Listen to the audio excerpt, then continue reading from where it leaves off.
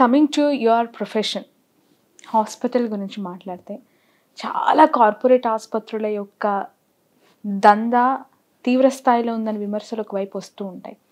కేవలం హాస్పిటల్ అంటే సమాజ సేవ అని చెప్పుకోవడమే తప్ప దాని వెనక ఒక వ్యాపార సామ్రాజ్యాన్ని విస్తరించుకోవడం అనే ఇంటెన్షన్స్ చాలామందికి ఉన్నాయి కదా.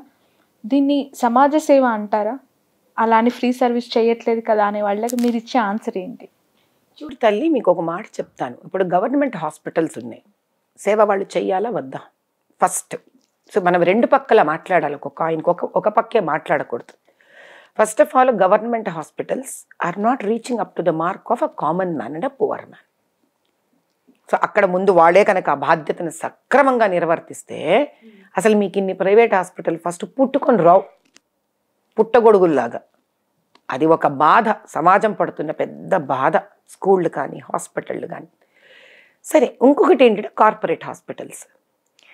ఇప్పుడు సంపాదించచ్చమ్మా, ఎవరైనా సంపాదించవచ్చు, కానీ ఎంతవరకు మానవత్వాన్ని కూడా దాటేసి చాలా మనసుకే ఇబ్బంది పడేంత నిజంగా సంపాదించడం ఎంతవరకు మనకు మనం ఇచ్చుకునే జవాబు అనేది ఆయా హాస్పిటల్ వాళ్ళు ప్రశ్నించుకోవాలి వాళ్ళని వాళ్ళు.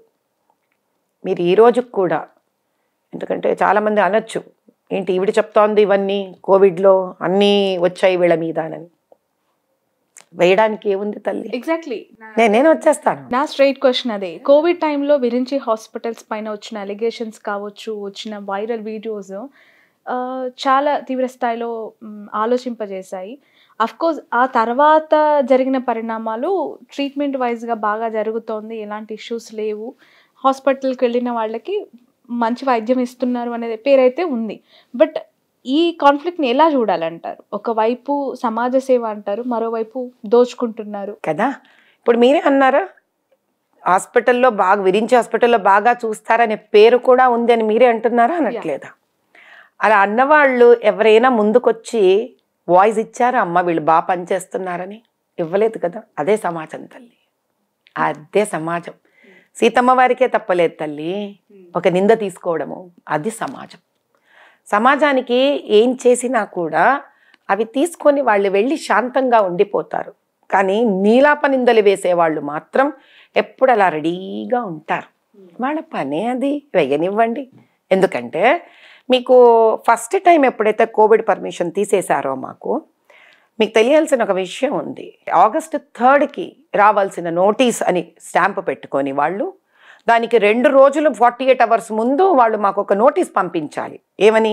యూ రిప్లై అవర్ నోటీస్ అని. అది వాళ్ళు ఆ డేట్ మీద పంపించకుండా 48 అవర్స్ తర్వాత you have to, if we're not sending a reply, అప్పుడు వాళ్ళు మా పర్మిషన్ తీసేయాలి. వాళ్ళు పేపర్ మీద డేట్లతో సహా గల్లంతు చేసేశారు, గవర్నమెంట్ నుంచి వచ్చినది. మేము ఎవరికి చెప్పలేదే, వీ హ్యావ్ ప్రూఫ్. నేను చెప్పదలుచుకోలేదు. ఎందుకలా? కంచె చేను మేస్తే ఏం చేస్తావు? ఏం చేస్తావు తల్లి? నువ్వు బయట నుంచి వచ్చే ఒక మృగం తింటుంటే కంచె నిన్ను కాపాడుతుంది. ఆ కంచె చేను మేస్తే ఏం చేయగలం? ఎవరికెళ్ళి చెప్పుకుంటావు బాధ? రెండోసారి సో అప్పుడున్న ప్రభుత్వం అబ్సల్యూట్లీ.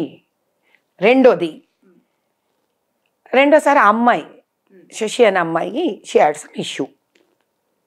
అది నిజాలు ఏమీ వైనం తెలుసుకోకుండా మీరు ఉన్న పళాన కోవిడ్ పర్మిషన్ క్యాన్సిల్ చేశారు. ఎక్కడుంది తెలియదు. అంటే you don't here on the other side. ఏం జరిగిందో మీరు మనుషులను పంపించి వాకప్ చేసి హాస్పిటల్లో అప్పటికి సుమారు 150 పేషెంట్స్ ఉన్నారు. మాకు మెడిసిన్ ప్రొక్యూర్మెంట్ ఆపేశారు. చాలా కష్టపడ్డాం మేము. మాకు మిగతా చాలా సరఫరాని, మాకు ఏంటి మన ఆక్సిజన్ సప్లై స్ట్రగుల్ అయ్యాం మేము. అదా న్యాయం అంటే? అదా ధర్మం అంటే? This is how you treat? Because on a word of a lady, ఆవిడ స్థితి ఏంటి నేను ఆవిడ ఈ రోజు దాకా ఏ రోజు ఎక్కడ చర్చించలేదు. That's none of my business. She's citizen of this country. ఆవిడ ఏదన్నా మాట్లాడనివ్వండి. ప్రభుత్వంగా మీ బాధ్యత ఏంటి? మా పర్మిషన్ తీసేయడమా? నిజాలని మీరు ఒక ఆడిట్ వేసి కనుక్కోవడమా? సరే, ఆవిడ ఒక పక్కన ఏం చెప్పిందమ్మా, టీవీ ఆవిడ సొంత దాంట్లో, వీళ్ళు మా దగ్గర డబ్బులు దోచుకోలేదు బాబు, అసలు మాకు అర్థం కాదంటే వీళ్ళు మా బ్రదర్ పోయిన తర్వాత మాకు అసలు ఇంకా ఉల్టా డబ్బులు ఇచ్చారు వీళ్ళు, నాకు ఇది అర్థం కావట్లేదు, ఇంత తక్కువ బిల్ ఎందుకు అయ్యిందో అని ఆ అమ్మాయి ఒక రిలీజ్ చేసింది. మీకు తెలుసా? అంటే తర్వాత చేసింది, మొదటిసారి ఏదైనా ఉండని తల్లి రిలీజ్ చేసిందా లేదా? ఎగ్జాక్ట్లీ. నన్ను ఎందుకు టీవీ9 వీళ్ళు 20 లక్షలు తీసుకున్నారు, 20 లక్షలు తీసుకున్నారు, నన్ను ఎందుకు అయ్యా మీరు బద్నాం చేస్తారని రిలీజ్ చేసిందా లేదా? ఆ డేట్ చూడండి మీరు. దాని తర్వాత మళ్ళీ అన్ని టీవీలు, ఎన్టీవీ, సాక్షి, వీళ్ళందరూ టీవీలలో మీరు చూడండి 20 లక్షలు తీసుకున్నారు, 20 లక్షలు తీసుకున్నారు. ఎక్కడో ప్రాబ్లం జరిగితే కూడా విరించి హాస్పిటల్ వేసేవారు. ఏంటమ్మా ధర్మం ఏంటి? ఏంటా న్యాయం? దీనికి నేను పోరాడాలా బయటకు వచ్చి? ఇది పేషెంట్లను చూసుకోవడం మానేసి మీ ఇష్టం వేసేసారు అందరూ కలిసి, అడిగేవాడు లేక. ఎందుకు? న్యాయాన్ని ఇవ్వాల్సిన ప్రభుత్వమే అన్యాయపరంగా వెళుతున్న దానికి నేనేం చేయగలను? ఆ రోజు ఇవన్నీ మానేసి కొట్ల చుట్టూ తిరగనా నేను? దేనికోసం చేసిందంటారు? ఏమో నాకేం తెలుసమ్మా, లోగుట్టు పెరుమాళ్ళకెరుగా. వాళ్ళ ఆలోచన మిగతా కార్పొరేట్ ఆసుపత్రులని కాపాడడం కోసమే విరించిపై ఇలాంటి స్టన్స్ జరిగాయి అనుకుంటున్నారా? తల్లి, నేను ఏమనుకున్నా, నేనేం అనుకోకపోయినా ఆ రోజు నేను విరించిని వీటిలన్నిటి నుంచి కాపాడుకోలేకపోయాను. ఎందుకు? మేము ఏ రాజకీయ పార్టీతోనూ కలిసి లేము, ఏ ప్రభుత్వం నుంచి ఏ విరాళాలు మేము తీసుకోలేదు, ఎవరితో మేము కుమ్మక్కులు కాలేదు, ఏమీ తెలియదు మాకు. We have an hospital, we been doing services. ఈరోజు ఎందుకు తల్లి, మా దగ్గర one of the best MRI ఉంది. మీకు చాత అయితే మీరు వెళ్ళి కనుక్కోరాపోండి. హాస్పిటల్ పెట్టిన 7-8 ఏళ్లలో మేము ఎన్ని ఎంఆర్ఐలు చేసాం చూసుకురాపోండి మీరు. ఈ రోజుకి మా ఏ డాక్టర్కి కూడా మేము వీ హ్యావ్ నో టార్గెట్స్. మీరు ఇన్ని ఎంఆర్ఐలు చేయాలి, ఇన్ని ఎక్స్రేలు చేయాలి, మీరు ఇంత డయాగ్నోస్టిక్లు చేయాలి లేదా మా దగ్గర. మా దగ్గర వాకిన్ అయిన ఎంతో మంది పేషెంట్స్కి ఈ రోజుకి ఏ డయాగ్నోస్టిక్స్ రాయకుండా మీకేం కాలేదయ్యా, మీకు ఇంతే చిన్న మెడిసిన్ ఈజ్ గుడ్ ఇనఫ్ అని పంపించిన ఉన్నాయి. సర్జరీలు ఇంకెవరో హాస్పిటల్ సజెస్ట్ చేస్తే కూడా సర్జరీ మీకు అవసరం లేదని పంపించిన కేసెస్ ఉన్నాయి మా దగ్గర. ఏంటి? మేము డబ్బులు ఖర్చు పెట్టి హోర్డింగ్లు పెట్టలే, డబ్బులు ఖర్చు పెట్టి మేము మీడియాలో వేసుకోలేదు, డబ్బులు ఖర్చు పెట్టి మేము ఇంటర్వ్యూలు చేసుకోలేదు. That is it right? మీరు వెయ్యండి అమ్మా, వరుస హోర్డింగ్స్ వేయండి. ఎంత ఖర్చో మీకు తెలీదా? ఎక్కడి నుంచి తీయాలి నేను డబ్బు? అఫ్ కోర్స్ మళ్ళీ పేషెంట్స్ నుంచే. ఆబ్వియస్లీ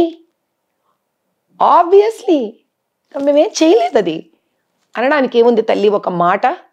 బట్ బాధ వేయలేదండి, ఎందుకంటే పేషెంట్లని కన్నబిడ్డల్లా చూసుకుంటూ మీరు చేసే పూజల యొక్క కుంకుమ కానీ విభూదులు కానీ ఐసీయూలో ఉన్న వాళ్ళకి పెడతానని చెప్తూ ఉంటారు. మీరు అనిపించలేదా అప్పుడు? అంటే నేను ఎవరికి బాహ్య ప్రకటనగా పాజిటివ్ కంటే నెగిటివ్ ఒక 1 అవర్లో ప్రజల్లోకి ఇంత వేగంగా వెళ్ళిపోయింది ఏంటి, మనం ఇంత చేస్తున్నా కూడా? అంటే రామాయణం కాలం నుంచి ఈ రోజు వరకు ప్రజలు పెద్దగా మారలేదని అర్థం ఏం తల్లి? ఆ రోజు ప్రజలు మారలేదు. ఆ రోజు ఒక మాట పట్టుకొని నమ్మేసుకుంటూ ముందుకు వెళ్ళిపోయారు. ఈరోజు మాట పట్టుకొని ముందుకు వెళ్ళిపోయారు. ఆ రోజు మారలేదు, ఈరోజు మారలేదు. మారాలనేది నా కోరిక. మారాలి. మేము తప్ప మేము ఒప్ప అనేది ప్రశ్నించాలి వాళ్ళు. ఇప్పుడు మా దగ్గర ట్రీట్మెంట్ చేసుకొని వెళ్ళిన ఎంతో మంది ఉన్నారు. ఎంతో మందికి మేము లక్షల రూపాయలు వాళ్ళు కట్టలేని పరిస్థితిలో వాళ్ళని వదిలేసాం మేము. ఎంతో మంది ఒకవేళ చనిపోయిన కోవిడ్ టైంలో చనిపోయినప్పుడు ₹1 తీసుకోకుండా ముందు వాళ్ళ ఇంటి వాళ్ళని ఇబ్బంది పెట్టకుండా వాళ్ళని డెడ్ బాడీస్ ఇచ్చి పంపించేసాం. We are the only hospital we never kept a body beyond 10 minutes as per GHMC rules. పంపించేసాం వాళ్ళని. మా దగ్గర ట్రీట్మెంట్ చేసుకున్న ఎంతో మందికి తెలుసు మేము ఎలా ట్రీట్ చేశామో. వాళ్ళందరికీ నా ముఖం తెలిస్తే వాళ్ళందరికీ తెలుసు నేను ఎలా వాళ్ళతో ట్రీట్ చేశాను. కానీ వాళ్ళందరూ మాకెందుకు అనుకుని కూర్చునే వాళ్ళే కదా తల్లి. నాకు అది కూడా ఇబ్బంది ఏం లేదు, ఎందుకంటే the world is made up of lot of people. వాళ్ళు నాకు వచ్చి నిలబడాలని నేను ఆ రోజు వాళ్ళకి సేవ చేయలేదు. వాళ్ళు ఒక పేషెంట్గా వచ్చారు, తద్వారా మేము చేయాల్సిన సేవ వాళ్ళకు చేశాం. వాళ్ళ రెస్పాన్సిబిలిటీ కాదు మా తరపున వచ్చి మాట్లాడడం. It's okay. అలాని మమ్మల్ని ఇబ్బంది పెట్టిన వాళ్ళ బాధ్యత కాదు మమ్మల్ని ఇబ్బంది పెట్టడం. కానీ ఒకటి నాకేమర్థమైంది అని అంటే, మంచి చేసే వాళ్ళ వెనక ఎప్పుడు ఒక వెన్నుపోటు పొడిచి కత్తి పట్టుకోవడానికి రెడీగా ఎవరో ఒకళ్ళు ఉంటారని మాత్రం మీరు అన్నారు కదా, ఇంత మెత్తగా సున్నితంగా ఉన్నారు కదమ్మా, మీరు మరి ఎలా చేయగలుగుతారు అంటే, ఆ ఘట్టాలు, ఆ సన్నివేశాలు, ఆ పీరియడ్ నాకు నేర్పించింది తల్లి. That you should become strong enough. పదాలు తెలియని పెదవులకు అమృత వాక్యం అమ్మ. సంతానలేమి సమస్యతో బాధపడుతున్న ప్రతి స్త్రీమూర్తి బాధను మేము అర్థం చేసుకోగలం. 49 వరల్డ్ బెస్ట్ ఎంబ్రియాలజీ ల్యాబ్ మరియు జిల్ట్రిక్స్ అలారం సిస్టాన్ని మొట్టమొదటిసారిగా ఏపీ మరియు తెలంగాణలో ఈ నెల 9న ప్రముఖ సినీ నటి స్నేహ, స్పెయిన్ దేశానికి చెందిన international senior embryologist Javier Herrera గారు ప్రారంభించారు. ఈ శుభతరుణంలో రక్త పరీక్షలు, AMH test, RBS, సెమిన్ analysis, ultrasound scan, follicle scan ఈ నెల 31 వరకు ఉచితంగా అందిస్తుంది. 49 అంటే సంతానం, 49 అంటే సంతోషం.